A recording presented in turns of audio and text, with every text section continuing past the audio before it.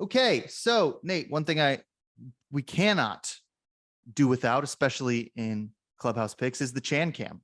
You know, here's a guy who is just a warrior on the Corn Ferry Tour, and we got to know where in the world is Chan Kim this week. Shanimal is back on the Corn Ferry Tour. I thought that I was kind of hoping that he might be able to sneak in on one of those exemptions for the Barbasol, because the Barbasol field is tough. We'll talk about that in a little bit. But nope, Chanimal's just he's going to be at the Advent Health, I think is what the Ascendant presented by Blue is where we're at this week. So we're at TPC Colorado. Chanimal had a pretty unremarkable finish. He made the cut last week, but really didn't factor in. Finished tied for 62nd. He's 43rd on the points list, which is enough to keep him on the Corn Ferry for next year, but not enough to get him in the top 20, which would get him status into the PGA Tour for next season. So need to really pick things up as the season sort of winds down, and really just got to get that putter hot. But Chanimal is teeing off in one of the first groups at 5:30 a.m. He's the first one off number one. So if you're locked in on Chan, wake up, set your alarms and wake up early, catch him. Set your alarm, throw on the Golf Channel. Maybe you'll catch the Chanimal on the second hole there, hacking away. Oh, we'll see. Did you bet him? No. Well, he's gonna win one day, Nate, and you're gonna be very upset because he is. But if I bet on him every week, I think I would have lost more than 35 bets already. So I think it's not like you're winning. The odds are going up though. He's 50 to 1 now. Oh, there you go. A little 50 to 1. Oh, maybe. Yeah. Well, that's not good for the channel. I mean, someone's paying attention, because he was 40 to 1 forever. They were just lining him. Yeah, he was just line price. Boom. Game. 40. Yeah. 40 to 1. Now he's 50 to 1. So somebody watched him play and said that's too low. Tough week for the channel. Another guy who I think we want to kind of spotlight this week, not as tough a week, he's there in Scotland, is our boy Shane Lowry, Sugar Shane. Yes. Tell us a little bit about Sugar Shane's game right now and why you like him so much. So I love Shane Lowry, and we'll get into it a little bit. I mean, I guess I can just skip and just be like, oh, refer to this for my irons or whatever. But Shane Lowry, for most of the season, has put up just incredible approach numbers. Like, the ball striking has been ludicrous. He's gained strokes in every event that he's played since the Masters off the tee. He's only barely lost strokes and approach on a couple tournaments since the Masters as well. The ball striking numbers have just been off the charts, which is a little bit unusual. For so long, he was a guy that, was a pretty good iron player, decent off the tee, but the ball striking numbers have really taken a jump up.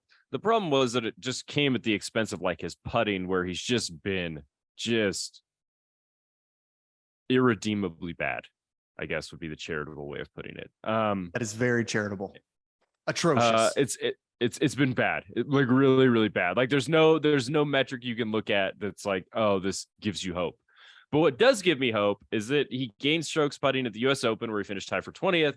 And then he gained strokes again at the Travelers, where he finished tied for 19th. So he's strung together a couple top 20s when he's gained strokes putting, lost strokes on the greens at the RBC, but gained at Memorial and PGA, which were also top 20 finishes. So it seems like the putter is moving in the right direction. And if it's moving in the right direction, then all the rest of his game is still there, is what it looks like to me. Because every time the putter just sort of does anything that's even just close to field average, I'm not saying he had great putting weeks during these top 20s. We're talking he was plus 0.8 strokes against the field, or plus 0.2 strokes. And even that's good enough to get a top 20 given the level of his ball striking. So heading into Scotland, he's a guy who I always sort of look for in links courses. He's a guy that I always sort of look for when the weather's going to suck.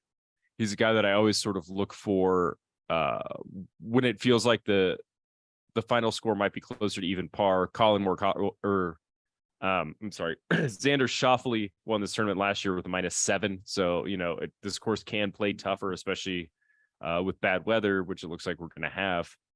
So he sort of just checks all the boxes, and he also looks like a guy that's trending up. So I'm pretty optimistic about Shane Lowry, not just this week, but next week as well. He's a well-documented links player. He obviously has a British Open win, or an Open Championship win already in his career. So it's not outside the realm of possibility that he could, stack another good result here. No, he's great on links courses. I mean, he was an Irishman, so he's used to the weather. He's used to those types of courses. He does play well when the weather is bad. He played really well earlier this year, I believe, at the Honda or one of those down there in Florida when the weather was really tough. The Honda, about him then. Yeah. Kirk won that, but Lowry was in contention the whole time. And he's not a guy who you say like someone like Sepp, where you're like, well, I mean, I don't know. Like can be in contention if there's no one else in the field, but no, Shane Lowry's won a major and is always in contention in the big events. He plays with the big dogs. He plays with a lot of confidence. He's creative. His shot making ability is incredible, and his approach numbers, his ball striking is really good. The rollouts will keep these guys in contention. You don't have to bomb it off the tee, like we said, because those rollouts will keep those guys who play with the wedges really well. So I think it's a really good pick, and I'm looking forward to maybe a little spotlight on GodzillaWins.com on Shane. Those articles are a lot of fun. You did one on Ricky Fowler a couple weeks ago. It's always nice to see just, slow down and just look at like one guy who's playing well that might be flying a little under the radar. We were all over Ricky when he won the Rocket Mortgage. And so the same thing can be said here. Yeah. We pay attention to this all the time. So these guys who we like, they're going to win tournaments because we watch more golf than most people. It's true. They just might not win the week that we try and pump them up. They never win the week we try to pump them up, except for Ricky Fowler and then also Brooks. Except for Ricky. Yeah. We called the Brooks one too, so we don't want to be too hard on ourselves as well. But yeah, the Ricky one was big. We knew that was coming, and it was glad to see him win a tournament.